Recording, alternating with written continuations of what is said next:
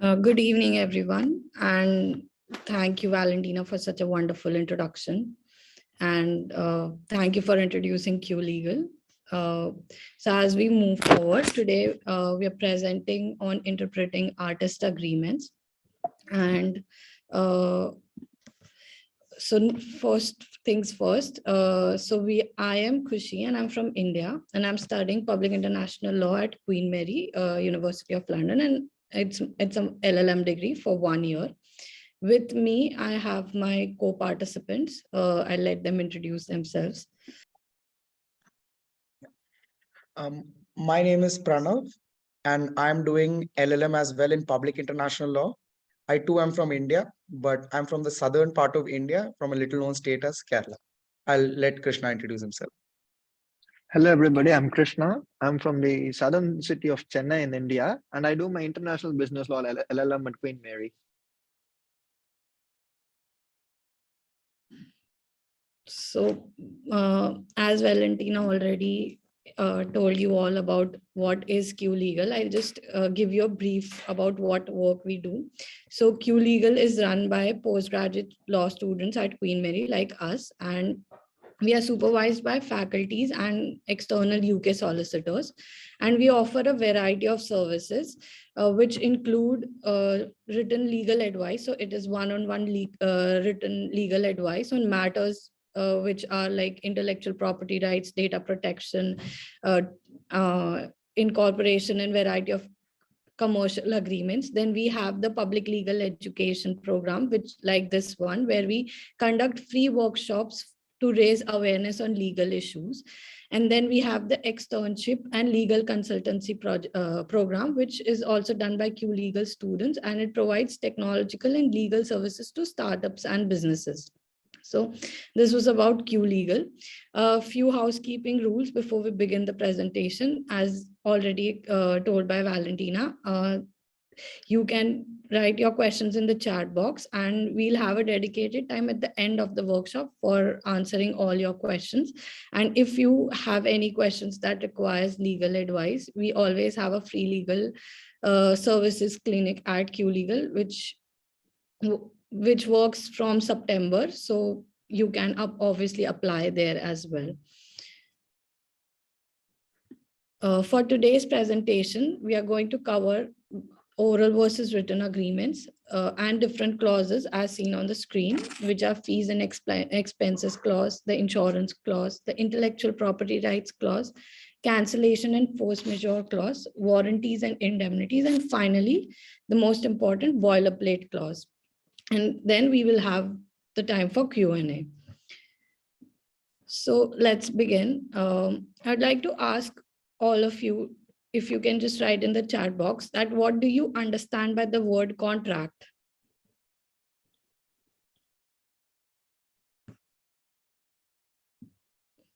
You must have heard it here and there.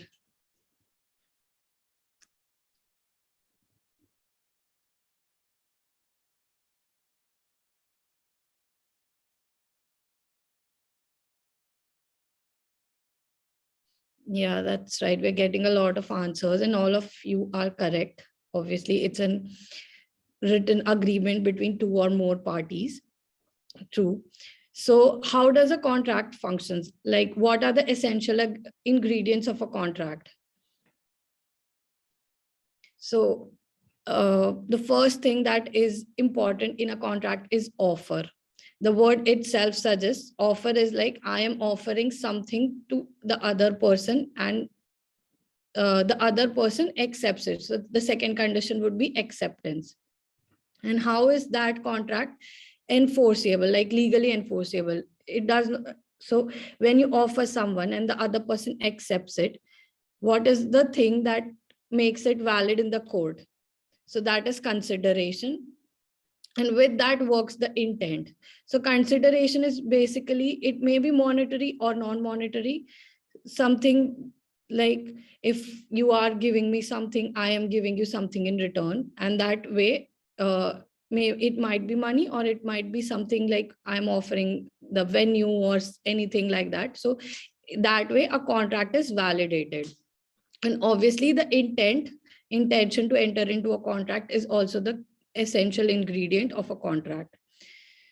So let me just ask you, you must have encountered situations where someone would have called you and told you that I would want you to provide these services to me, or I would want you to do this for me. So do you think that is a valid agreement?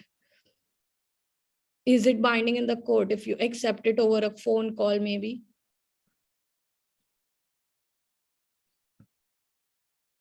Guys, you can message it in the chat box maybe.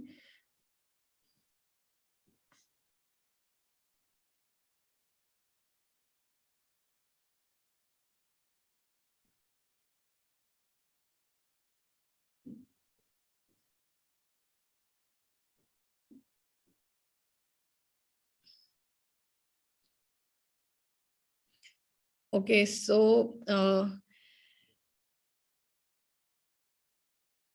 you are right, but things accepted over a phone call are also valid. They fall under the oral agreement part.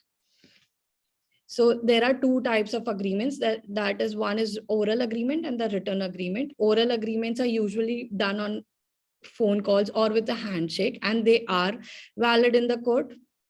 And then there are written agreements, that is by texts or emails or on paper.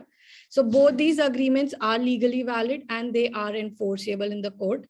But just to avoid any misunderstandings, written agreements are always preferred, and they should be preferred because they give the parties a upper hand, because all the terms are written down in an agreement.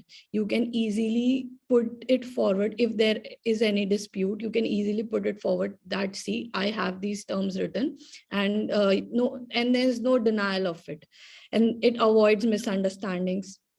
And also the fact that if you have the terms written, it is easy for you to negotiate the terms. Because if it is over a phone call, then there is a possibility that the other party might deny that I never said that. You're making this up. But if you have it written, you can negotiate it. You can keep it as a proof if the other party denies or refuses to accept that they said a certain thing. So what we advice is that you should always have written agreements, but and also you can have a clause which says that anything which was decided prior to the written agreement would be incorporated in the final agreement. So basically, if you have anything which was decided over a phone call or on a handshake, you can obviously have it in the final agreement that anything which was decided prior to this written agreement is valid and is incorporated in the final agreement. So this was about how a contract works, what are the benefits of a written contract, and what should be done to negotiate so that you don't fall prey to any of the ulterior motives or ill practices of someone who's trying to hire you or employ you. With this, we move forward with the clauses of a contract. So I'll request my colleague to take over the clauses.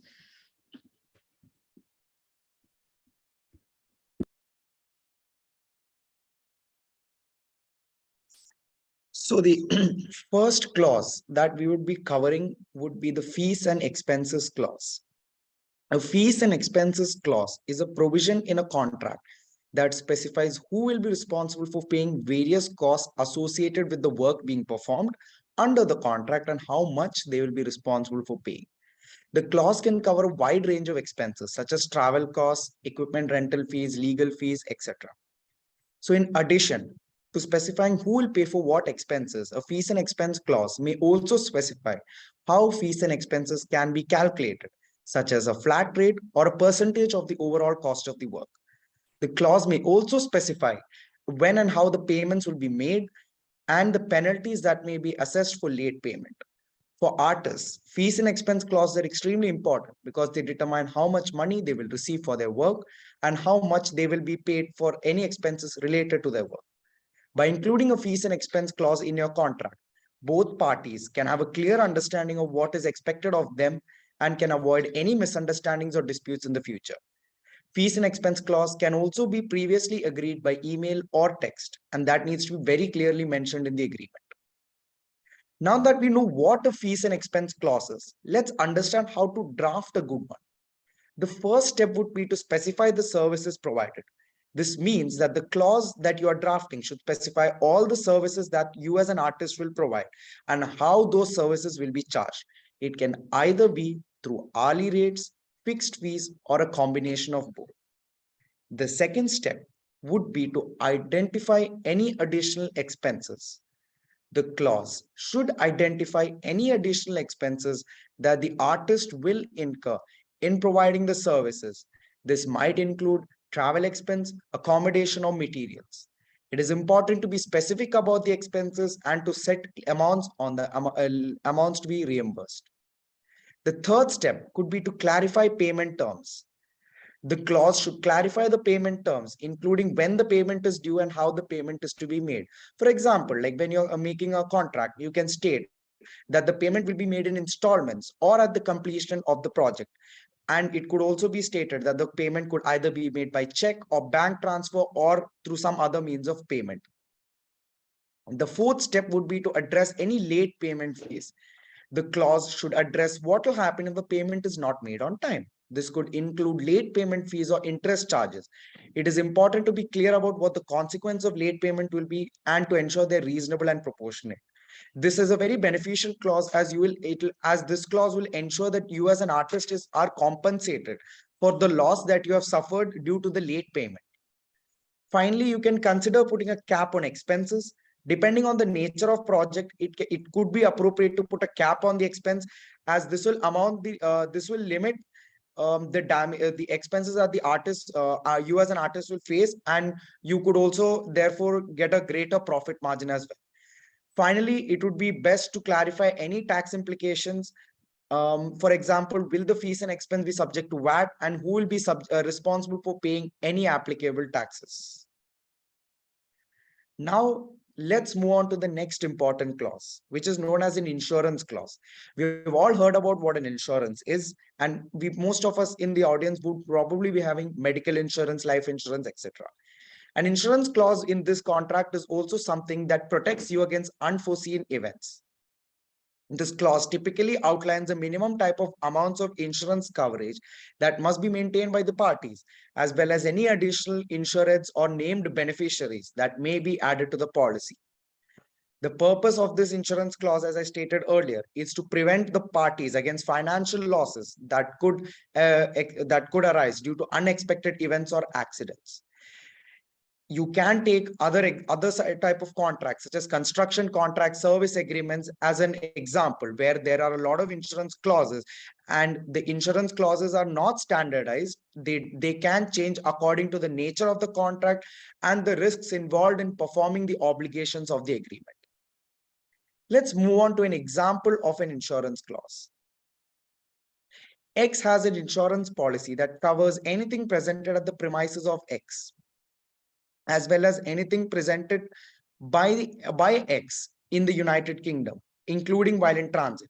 X has both public and employees liability insurance, which will ensure that you are covered throughout the event in the UK. The insurance covers physical damage to stage and equipment relating directly to the performances, but not loss of personal property taken by you at the show. Any additional insurance, including the safety of your private items, are your responsibility. So this shows how an insurance clause is generally drafted. It says that it has public and employees liability, which is a clause that shows the employer who employs you will be responsible to protect you against any unforeseen circumstances. And it also shows that the loss of your private items are your responsibility. You can strengthen this clause through negotiation by perhaps stating them to ensure even the loss of your personal property. So that could be one of the ways this clause can be strengthened. Let's look at the benefits of insurance clause for artists. First benefit of insurance clause is that it protects against loss or damage. This clause ensures that the artist is protected against loss or damage to their personal property, including musical instruments, equipment, and personal belongings.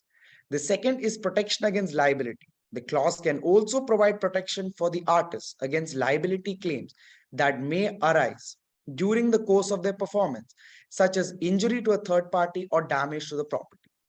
Peace of mind. Knowing that they're covered by the insurance, an artist, you as an artist can have a peace of mind that someone is protecting you and you can express yourself creatively even better. The fourth benefit is that it enables you to make claims under the insurance policy, which ensures that you as an artist will be provided compensation for losses that's not in anyone's control.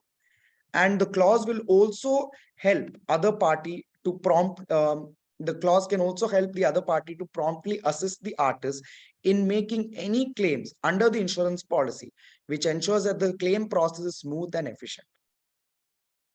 Now we know the benefits and what an insurance clause is, let's understand how to draft a good one. The first step would be to identify the risk. An insurance clause should identify the specific risks that need to be insured against. This will depend on the type of the project or activity being undertaken. For example, if you're creating, as an artist, you're creating a sculpture, the insurance clause might require the producer to insure the sculpture against damage or theft during transit or while on display. The second would be to specify the level of insurance coverage.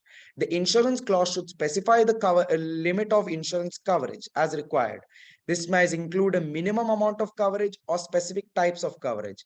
For example, the insurance clause might require that the producer take out public liability insurance or professional indemnity insurance. The third step would be to identify the parties responsible for obtaining paying the insurance. The insurance clause should identify who is responsible for obtaining the insurance and who is responsible for paying the insurance. This could be the artist, this could be the producer, or this could be both. The insurance clause also need to be specific on for when you need to obtain the clause and for how long. Finally, address what happens in the case of a claim. The insurance clause should address what happens if a claim is made under the insurance policy. This might include who is responsible for making the claim, what evidence needs to be provided, and how the claim will be paid out. There also needs to be quick notification on the part of the insurer, and there needs to be limitation of damage. The last part is to address the duty of good faith. The insurance clause must ensure include a duty of good faith on the part of the insurer. This means that the insurer must act on the best interests of the artist and not act in a way that is contrary to the artist's interests. So this will ensure that you as an artist are not swindled by the insurance corporation or by the insurer. Let's go on to how courts have interpreted the insurance clauses. The first case that I'll be talking about is the Castlegarth Management Limited against Couplands in the year of 1998. In this case, an artist was hired by the producer to create a sculpture. The contract between the parties included an insurance clause which required the producer to insure the sculpture against damage or loss. After the sculpture was completed, it was damaged during transit to the site. The artist claimed that the producer was in breach of the insurance clause because it had failed to insure the sculpture. The producer argued that it had taken out insurance, but the insurance did not cover the damage that occurred. In this case, the court held that the producer was in breach of the insurance clause because he had not taken the required amount to cover the loss because of the damage caused to the sculpture. This case shows that you cannot just take an insurance clause for the namesake, but you should ensure that it would provide the deserved compensation to the artist when a damage occurs. The second case that I would be talking about would be Brown against KMR Tours Limited in the year of 1994. In this case, a musician had hired a van to transport his musical instruments to a concert. The van was involved in an accident and the musical instruments were damaged. The contract between the musician and the van hire company included an insurance clause which required the company to insure the instruments against loss or damage. The court in this case too held that the hire company was in breach of the clause and they had failed to take the adequate insurance to cover the damage caused to the insurance. As a result, the musician was entitled to damages to compensate for the loss of his instruments. Now, you as artists should always remember that the court is in your side and the case law is there too. So whenever a producer or anyone on or the other party does not take out the adequate insurance, saying that this is the standard and this is what you're going to get, you do have rights and you can enforce them. Now I will let my learned colleague Krishna take over the presentation and talk about the intellectual property rights clause. Yeah, hello everyone. I'll be covering the intellectual property rights clause and the other two clauses in this presentation. So as we come to intellectual property, we'll all have heard about many forms of intellectual property. Like the most common one is patents. It applies to a large variety of things which are useful to humans. So the first thing we have to understand about intellectual property right is that it applies to the creation of the human mind, not just the idea, but how you express it. So it also in a way extends to art, and the most common method of extending to any form of art is through copyrights. So copyright, when you come to copyrights, it has a basic requirement in the UK, the statute. So that is, it must be in a tangible medium. Tangible medium meaning it must be recorded. It must be at least written down as a book or as a script. It must be recorded by means of a photograph, audio, or video, or any form. That is a tangible medium. The only issue with performance art is that performance art is not recorded. You do it. You have an idea. You express it on stage.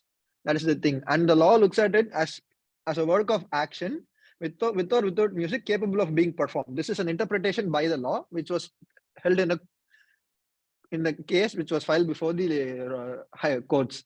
So we see that even if you could record it, you'll only get a limited amount of protection under the copyright statute for your work. So there are two ways to look at this. First thing is you can record it. While negotiating the contract, you could say that you can record it, or you can actually bring in some contractual protection for your work. Like in the contract, you can say that nobody is allowed to reproduce this, and you can bring in some clauses which will give you a certain level of protection which will be afforded. The only reason for this is that in case you become famous, let's say your performance is a huge hit and you're going to go famous with this, you won't have others stealing your idea and using it. So let's look at one example. While researching for this, I came across a case where an artist named Simon actually tied a chair to a camera and then let it afloat using a balloon, which went until to the edge of space. So that was his performance, capturing all that. Toshiba used this very intelligently for their advertisement for their cameras. So the artist could not sue because it was a performance art and he did not have enough protection.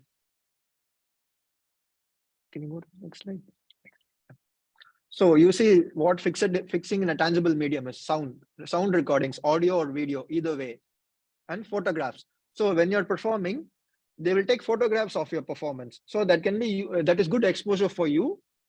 So good exposure for you, as well as the establishment that provided you with the opportunity. They will use that for their own advertisement, but it is exposure for you.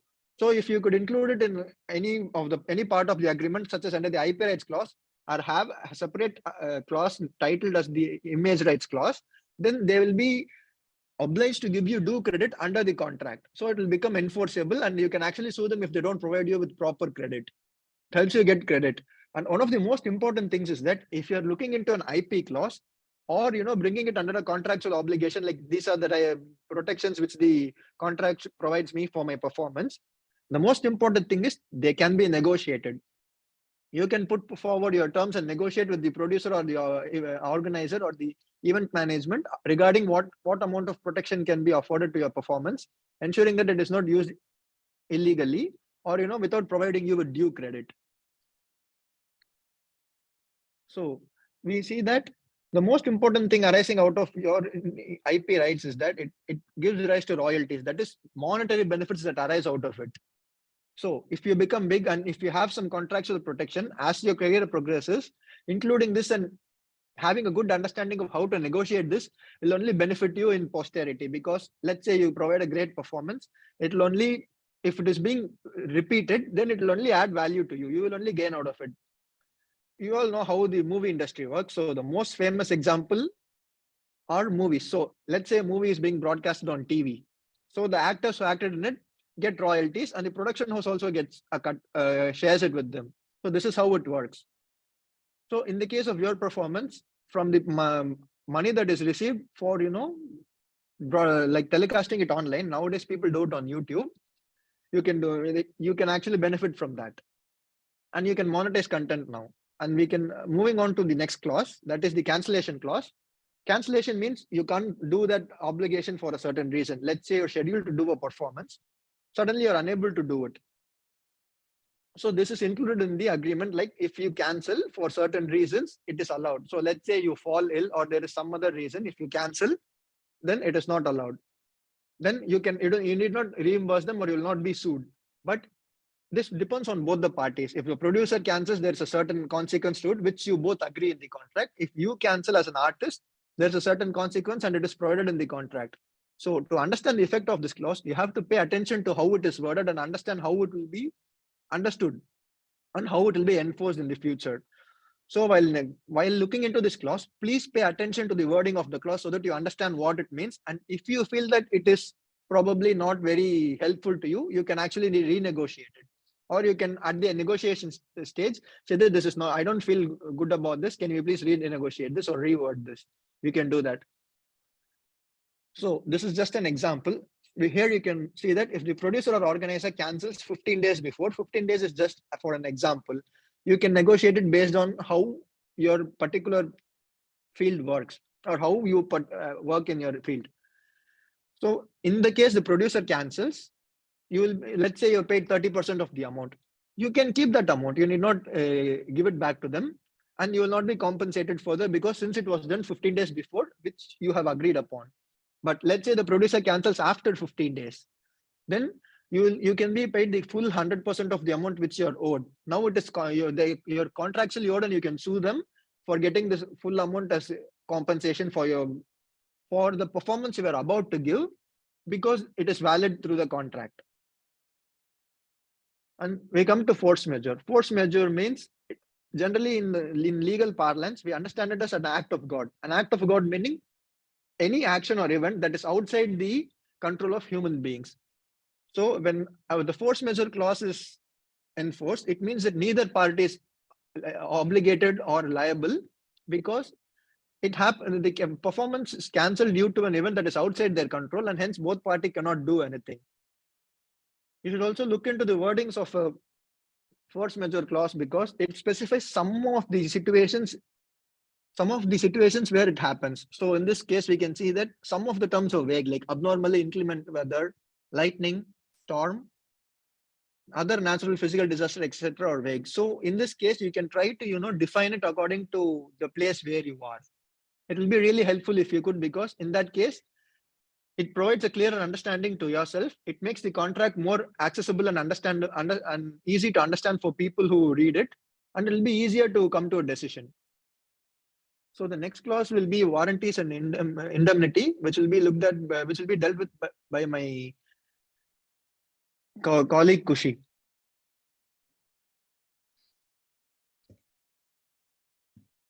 So before I start, for warranties and indemnities, I would like to just ask, what do you understand by the word warranty? If you could please just write answers in the chat box.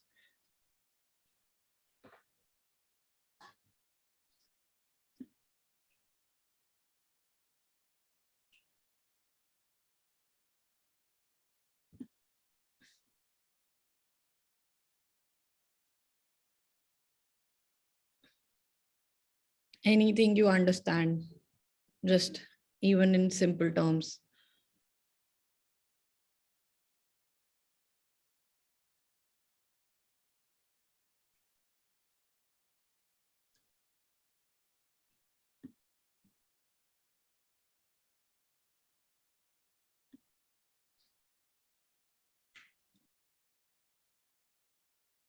Okay, I'll just explain it.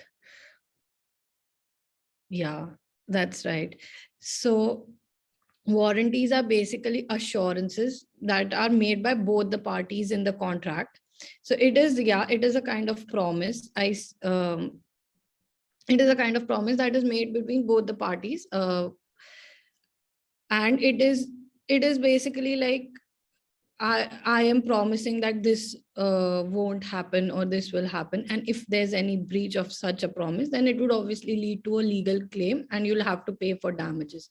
Certain types of warranties that usually the artists would encounter are like you would have to give a warranty that you will not enter into any professional or other commitments that would be in conflict with the existing agreement, like the agreement that you sign. Then there's a kind of warranty that you will not, so to improve your work, you will not infringe any other's intellectual property rights, like any third person's intellectual property rights, or if you use someone else's work, you have to obtain all the necessary consents and permissions. And then there might be a warranty which says that you should not use any defamatory matters, or it should not be against the law, or it should not breach someone else's confidentiality. So these are the common examples of what warranties are. And then there's indemnity. So indemnity is like an agreement to, it means to pay if there's any breach of a warranty, you pay for that warranty, and that is the indemnity part of it. So it is kind of a reimbursement that the other party pays if there happens a situation where the warranty is breached. In such a circumstance, the role of indemnity comes into practice, and then you have to pay for the promise. So it's the promise to pay the money if ever there is a contract breach. So what is advisable is to always limit the amount of your indemnity. So here, if we look at a sample clause of indemnity, this is basically how it should be drafted. So maybe you can read the clause and tell me if you find something which is odd from this clause. If you can write it in the chat box, if you find any clause which does not suit a agreement for warranties and indemnities.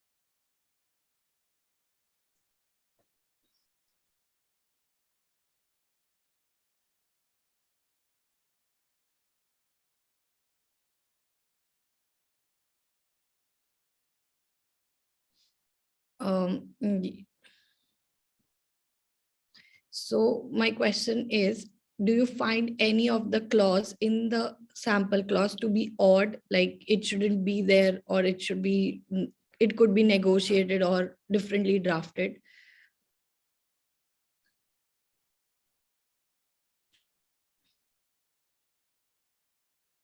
I see your answer. Number 4 is asking a lot of, yeah, you're getting there.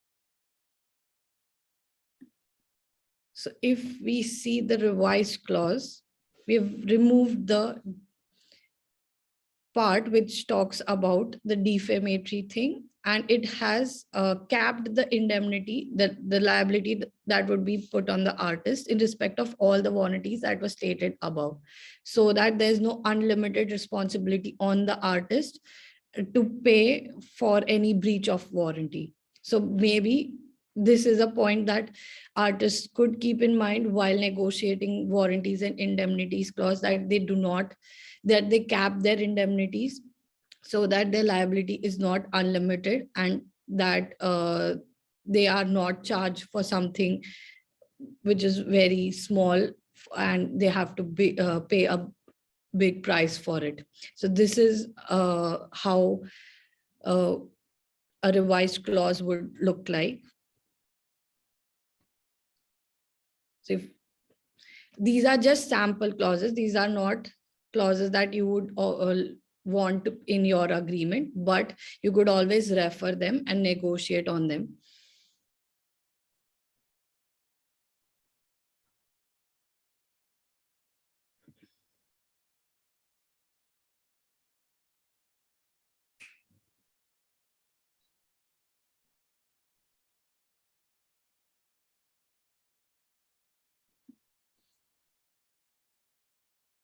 So before we end the presentation, we have the most important clause, that is the boilerplate clause, which will be dealt by Krishna, and we'll have a Q&A session after that. So Krishna would just explain you what this clause means. So boilerplate clauses are clauses which are usually present in every agreement and are, standard to it. So one of the clauses which you need to look at is the agreement and variation clause. So the entire agreement clause states that when you read it, in essence, it means this. So you'll have gone through a lot of negotiations, had a few agreements drawn up, then you would have decided upon the final contract which you are signing and enforcing. So it says that all the previous agreements which you had are now repudiated, meaning they are not enforceable. The contract which you're going to sign now is final, and that is the only one that is enforceable. This particular clause nullifies all the previous agreements which you had.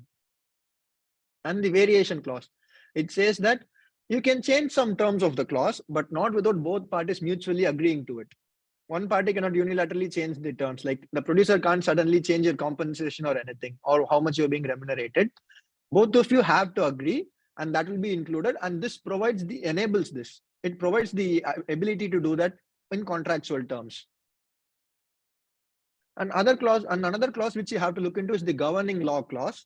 So generally, since we are in the UK, the governing law clause is just a simple statement which says that the laws of the UK will be enforceable. The laws of the UK will apply. If you're doing a performance outside of the UK, then yes, you need to look into this clause, because we need to know how the laws in that country works, or if that country's laws are applicable. So we need to look into that by reading that particular clause. It will take a few moments, but it will be really helpful to avoid any pitfalls in the future.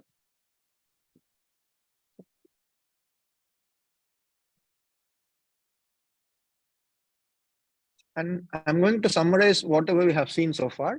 So the first thing we saw was oral and written agreements. So it is better to have a written agreement, because if it is watered down into a particular format about what you have agreed, the core points and other things, and when you sign it, it becomes enforceable, and you'll have proof that you agreed upon it in a court of law. So if it is in your benefit, it will be really helpful to get speedier access to justice. So it will be easier for the courts. And next, we looked at fees and expenses clause. Fees and expenses specify how you can be paid for the various costs you incurred. So in a nutshell, it simply means this. So let's say you're traveling from one place to another to do your performance. So you can be reimbursed for the stay, the amount you spend for traveling, such things. The most important thing to know is that in the course of performing the contract, it must fall within that scope. So it must be in the process of doing that, and it must be an essential part of that. Only then you can use this clause to claim reimbursement for the costs you have incurred. And next we go to insurance clause. So insurance clause provides you with coverage for the events happening during the term of the agreement. So it protects you adequately from risks and liabilities that may arise from you performing the contract. That is, you doing a performance under a contract. It protects you against liability, loss, and damage which you may incur. The risk is always there. This protects you. It provides you with an additional cushion so that you won't feel the monetary loss. Monetary or other forms of loss. IP rights clause. So yeah, we all saw what IP rights was. It is the protection which will be afforded for your performance. So in the case of performance art, we saw that it is not mostly in a tangible medium, but there are ways in which you can bring it into a tangible medium so that the copyright acts will apply for you. If you can't do that, you can bring in some contractual terms during negotiation. It helps you in the future to gain due credit for your performance. Next, we come to cancellation clause. The cancellation clauses are the parties terminating the contract. So either you or the event organizer or the producer cancels it, and it tells you what the consequences for the cancellation are. And probably if there's an exemption, it will provide that. And we come to force majeure. force majeure means events that are outside the control of humans. Let's say an event like a tsunami or a flood or a flash flood. I'm from southern part of India. In the place where I'm from, in monsoon seasons, there is a chance of floods coming, but you cannot actually predict it. Suddenly there'll be rains for 3 days and suddenly the entire city is flooded and you can't travel. You'll be stranded at your home. So in such cases, force majeure clause will apply. The most crucial part is you can't predict it and you're not ready to, you're not able to foresee this event will happen, and it makes the performance of the contract impossible. So in that case, the force majeure clause will apply. If the force majeure clause is enforced, then neither of you meaning you, the artist, or the producer or the organizer are liable. The contract is nullified now because you are unable to perform it due to impossible conditions. Next, we come to warranties and indemnity. A warranty, which like for products, is a promise that you will do it properly. And warranties are promises made by both parties, and it should be limited to the promises that you're confident that you can make. Don't exceed what you can do. Like how they tell a particular saying in life, like something like similar to that. And indemnity is a promise to pay money to the person with whom the contract has been breached. Indemnity is a monetary part of the contract, which says that you are providing a guarantee that in case this happens, either you or because of your actions, the other party, that is the producer or the organizer, will be indemnified. And finally, we saw what a boilerplate clause is.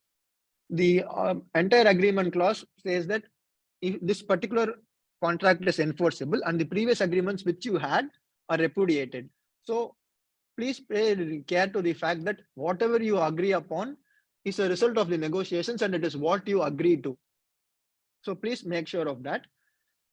And the variation clause provides that you can only change the terms of the agreement only if you both mutually agree.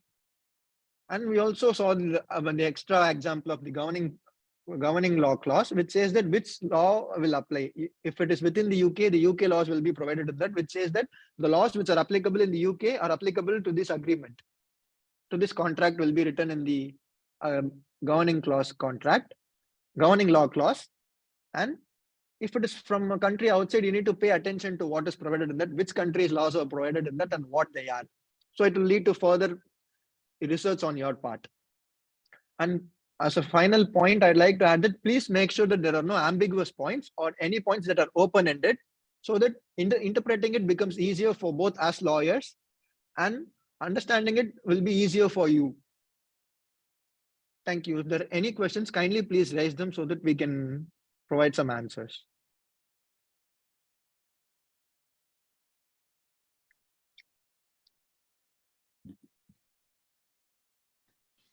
Great, thank you so much. We have a question. Oh, yeah, go ahead. On is this clause up to the organization issuing the contract, or is there an industry standard?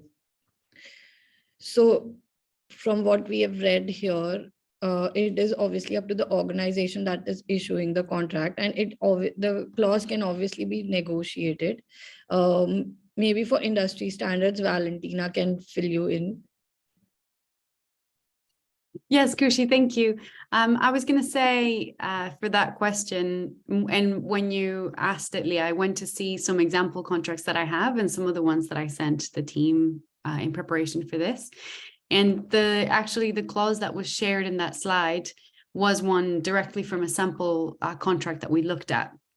So in that sense, that is standard for that venue. It's a contract from a venue for a festival. And then I looked at some of our contracts at Arts Admin, and we have a different indemnity clause for one of them, and that's around national insurance and tax. So it can change from venue and contract to contract. If that makes sense. Yeah. And then we have a lot of people pointing to the fact that number 4 in the sample clause of indemnity, it is very broad. Yeah, it is very broad, and you can obviously take it out, and you don't have to include that provision. It is up to you. And or the other thing is that you could obviously cap it like this one. You can cap the liability that is there on you. So the amount that you have to pay can be capped, like maybe the artist's fee or double the fees of the artist. So if you feel that there's an unlimited liability in the clause here, then that can be done by negotiate, like that can be resolved by negotiating it. So it can, so instead of unlimited liability, we can cap it to a certain amount. So in that way, you don't have unlimited responsibility of paying back in case there's a breach of warranty. Great. I had a question. Yeah. And it was around when you were presenting about the insurance, and there was a clause around good faith. It's required to have, where is it? The duty of good faith. I was wondering if you could explain that a little bit more. Yeah.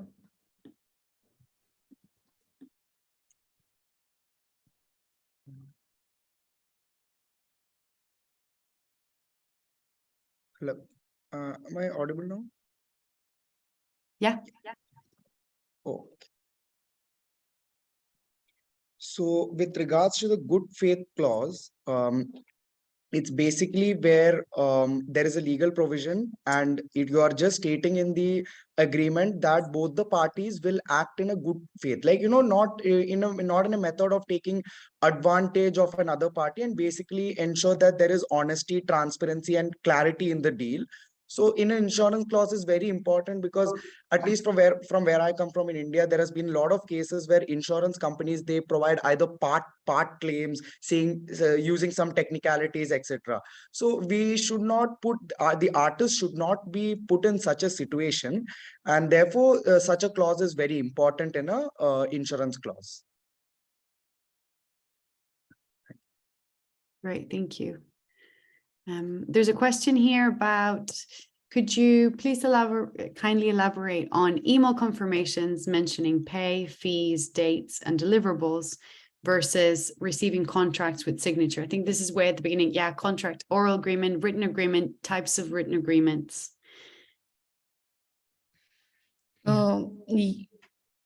Yeah, so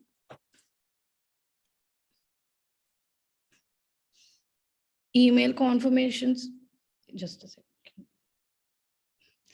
So yeah, email confirmations are valid. So now that we've moved into the technology era, emails and text messages, everything, they are valid and they are considered to be part of written agreements.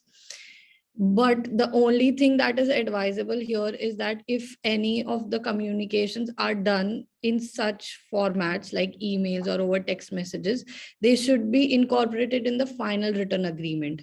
Like if you have one which is a written down signature agreement, then it is obviously advisable that you have any prior communications to be incorporated in the final agreement.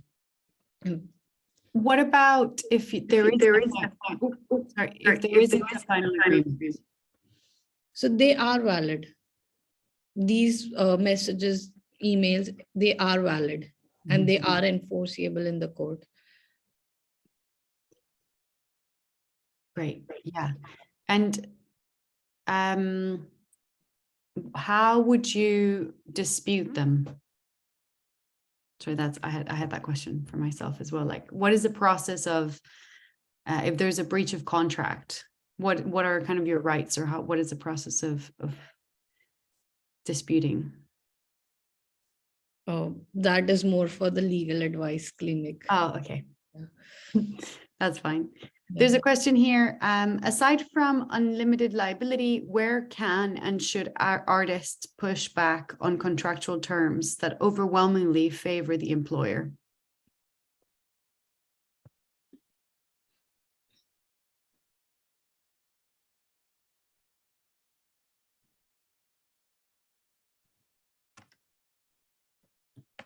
So for this question, the answer would be that if you read the entire contract and if you feel that any of the clauses are not favoring you, you obviously have an option of negotiating it. So there is no strict standard formula or a strict standard template or a clause that, so this is what should be done and these are the clauses that are to be there in the contract. If you feel, just for example, warranties and indemnities, if you feel that these are not favoring me, or these are just favoring the employer, then there is an option of removing that clause, or there is an open space where you can, like, it is open to you to negotiate it. So there's no one specific clause that I cannot list down the clause that this is the clause that should be there and this is the clause that shouldn't be there. It depends on the artist, and it depends on maybe the type of contract it is, or maybe the working conditions, everything. So it cannot be a straight jacket kind of a contract. It depends on situation to situation. Thank you, Kushi. And yeah, that's right. So from a legal perspective, you can negotiate all of them. Obviously, there's different relationships with venues, and pushing back sometimes is easier than others. But I say fundamentally, yes, anything that doesn't feel right, you should have a conversation, push back. There's a last one here, and is thank you so much. Are you able to speak about ownership of artworks and where this could be addressed in a contract if it's not intellectual property, but actually the physical work produced? For example, if a work is commissioned for a museum. So when it comes to IP, there are two types of rights. So if, let's say, you're commissioned by someone, there are the ownership rights as well as author's rights. And this can be negotiated. So the owner is the person who provides you with the resources and the space to do that. That you can see that in like medicine patents. So a corporation provides them with the resources for research and everything. And when the research is completed, they take ownership of it, depending on, mostly it's complete ownership in the medicine industry, but the person who created it is the author. So it is like that. And in this case of a physical work, since it is in a tangible medium, it depends on how you negotiate it before we're getting into the part where you do it. Let's take a sculpture. So a sculpture is commissioned, a sculptor does it. So it's about how they negotiate it between themselves. Ideally, what they'll do is the author will have the authorship rights. That is, the sculptor will have the authorship rights because it is his own physical work and his idea that is being expressed in the form of a sculpture. Since it is commissioned, the owner will have it and it can be shared. We see in movies and other such industries where it is shared. Actors take a part of the profits apart from a basic pay. Such things are there. So it depends on how you negotiate it. So you have some negotiation space there, which is up for you to utilize. And if you could come up with a good deal, then it will really benefit you in the future. And one example I'd like to give for that is the sitcom series Friends.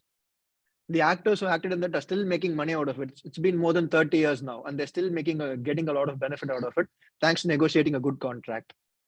That is a far-fetched example, but yeah, there are benefits. So it applies to not only to performance art, but to other areas in which if you diversify in the future, it will be really helpful. Negotiation is the key to that, and bringing it into a tangible medium so that legal protection can be afforded to it. That is so that statute will apply. Great. Thank you, Krishna. Thank you all. That is all the time that we have now. Go ahead. I would just like to add to Krishna's point. Just the IP clause, from what I understand from the question, it can be addressed anywhere in the contract, and there's no no specific place where you have to mention that clause. It can be anywhere in the contract. Who owns the artwork? So you can just mention it anywhere you feel like mentioning it.